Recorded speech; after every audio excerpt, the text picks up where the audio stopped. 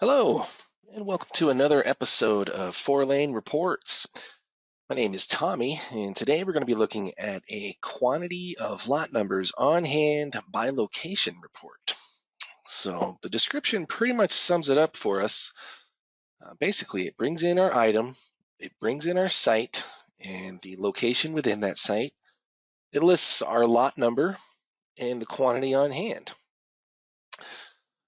We also have some filters over here if you want to narrow down your list a little bit. If you already know what location you want to see, you can click on it over here. And then it shows us only C28 in our Atlanta warehouse.